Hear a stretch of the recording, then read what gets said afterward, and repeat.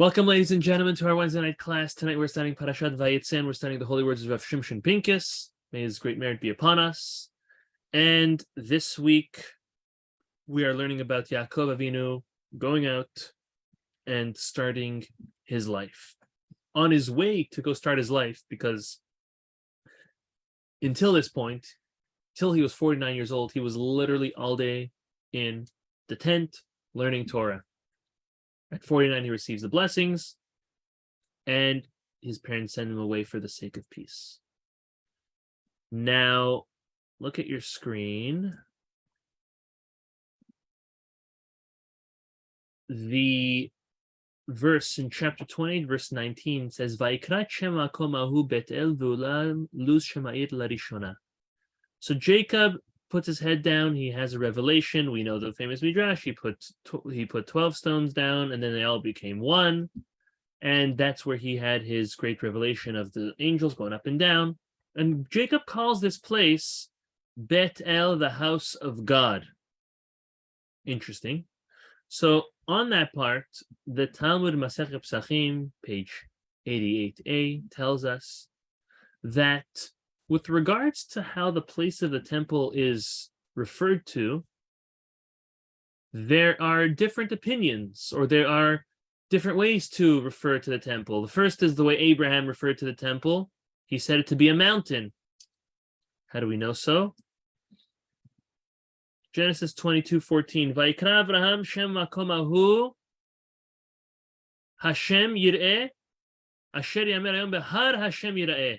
He called it a mountain, Behar Hashem. Isaac, Vayetze Yitzchak lasuach basadeh lifnot arev. Isaac refers to the temple as a sadeh, as a field, which indeed it was. And Jacob refers to, the Talmud says, as we just saw in our verse, as a house. What's going on? So Rav Pincus says, it seems like there was a dispute amongst our patriarchs how to best connect to God. A mountain, a field, or a home. Now, it's not just go pick a random place to connect to God. They each had a specific reason why they chose their choice. All three of them agreed that to connect to Hashem and build a relationship, to stand in the middle of a street or a garden or a park, that's not going to happen. Because there is a need for privacy. If a person plants himself in the middle of the mall and say, here's where I'm going to connect to God, no, that's not going to be the best way to connect to God.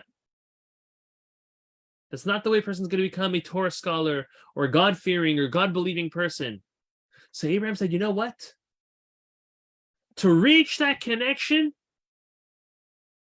between Hashem and Bnei Israel, it's sufficient to go up to a tall mountain and disconnect from the impurities of the world to live as one with God. Isaac comes along and says, no, the top of a mountain is not good enough. It's not enough privacy.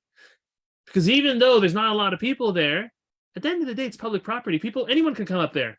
And therefore, it is lacking that aspect of privacy. But a field is private property, it's privately owned, and it's a place which is way more privy to connecting to God with the privacy that it provides. Jacob comes along and says, nope, even though you do have privacy in your field, but that's not enough to create a proper connection with Hashem. There's a need for 100% complete privacy, and that's only found in the privacy of one's home.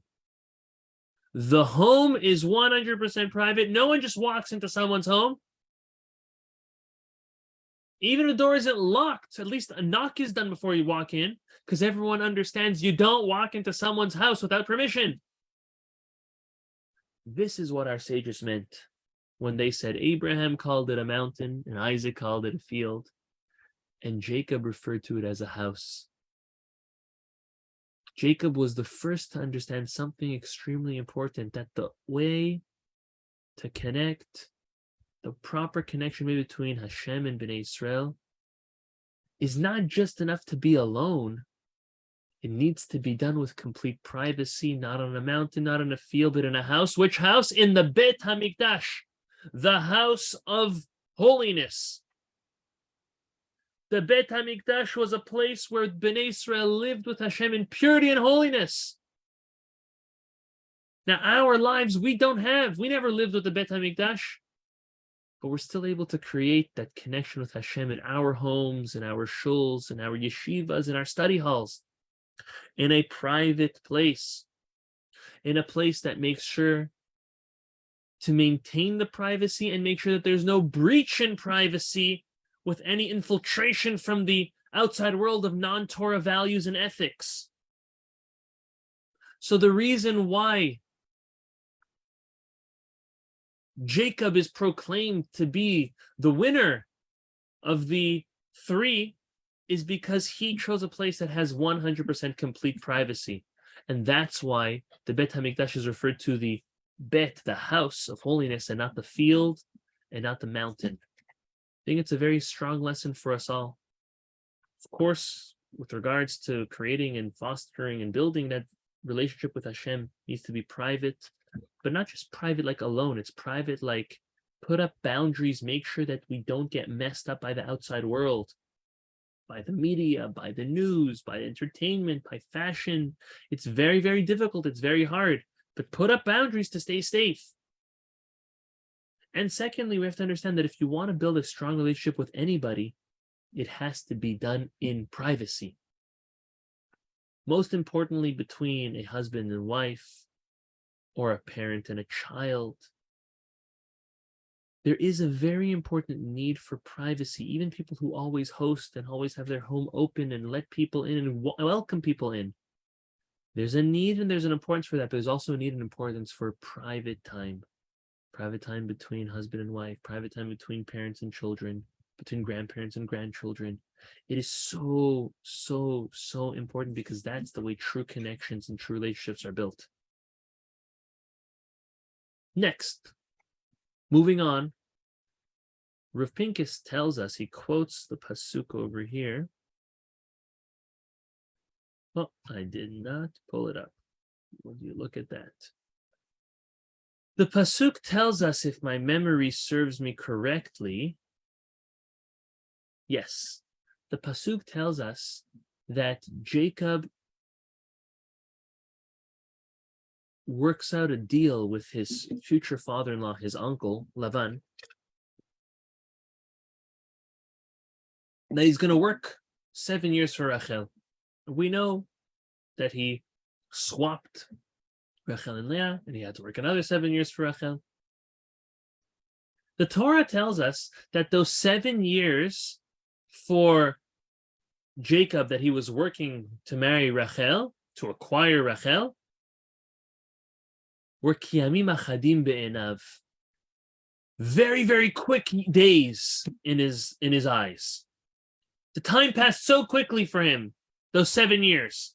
7 years is a long time. You want to know how long 7 years is? I moved to Florida just over 7 years ago, like 7.5 years, and I can't even imagine how much we've done in 7 years. 7 years is a lifetime. Oh, but to Jacob, it was kiyamim achadim. It was like the blink of an eye. Rav Aaron Kotler, Zecher Tzadik Livracha, asks, how does this make any logical sense? Human nature is the exact opposite. The longer a person waits for something, the longer it seems. The longer a person has to wait for something, the longer it seems. Every day seems like a year. How could 7 years seem like a couple days? So how does the Torah now saying that these 7 days were very short in his eyes? Rav Aaron Kotler answers and says that when we are forced to understand what was going on in Jacob's mind, we are forced to say that those 7 years Jacob used to prepare himself to be ready to build the Jewish nation. It's a very deep answer, and there's so many angles to spin on it. But this is the spin that Rav Pincus gives on it. Rav Pincus explains this based on a mashal, on an anecdote. He says, a person who desperately needs $1 million, desperately, they're willing to do anything for it. If he would be come to by someone and told, in 100 days he would receive the $1 million cash, he'd be very happy, indeed. But every day that passes, even though it seems like a success that you're getting closer to the day of when you're supposed to receive that money, but each day is just a wedge and a separation between that person and what they want. In contrast, consider the following. That same person who needs the $1 million desperately.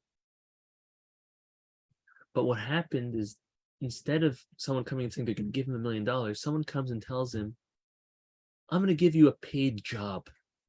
Every day you work, you're going to be paid $10,000. And at the end of 100 working days, you'll have your $1 million. To that second person, every day passes very quickly. What's the difference? Same $1 million, same 100 days. Pincus says, you know what the difference is? The one who just has to wait for the 100 days for the $1 million. Those days, again, are just waiting and empty days. Just a barrier between what that person wants and himself. But the other person, every single day isn't a waste. Every day comes up with $10,000. Every day is a success. Every day he has a goal.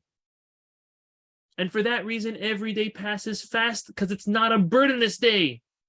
That second type of person was exactly how Jacob was and how he felt. For those 7 years, he was building himself up and preparing to build the Jewish people, the foundation of Am Yisrael, the Shvatim, the tribes. Every day was another building block. Every day seemed to Jacob to pass so quickly because he was involved and consumed in using his time wisely. He took this as a message from God to say, if it's not now, there's a reason for it, and that's fine. And every day he went and he plugged away at it and he prepared himself to be our patriarch. The lesson from here is, how do you look at waiting? How do you deal with your patience? Is it just time between now and what you want, or where you want to go, what you want to accomplish? Or is it an opportunity to build and to prepare for greater things, those things which you may think you're ready for, but Hashem wants you to prepare more for it? And that's deep. So may HaKadosh Baruch Hu bless us in the merit of Rav Pincus, that Be'ezrat Hashem, we will acquire that great trait of patience. How do we acquire patience? Through emunah and bitachon, belief and trust in Hashem, that if it's not now that we're receiving it, we're supposed to receive it in a timely manner, exactly when Hashem wants us to. But we have to use that time as an opportunity to prepare ourselves at greater heights and greater levels to receive exactly what Hashem wants us to have.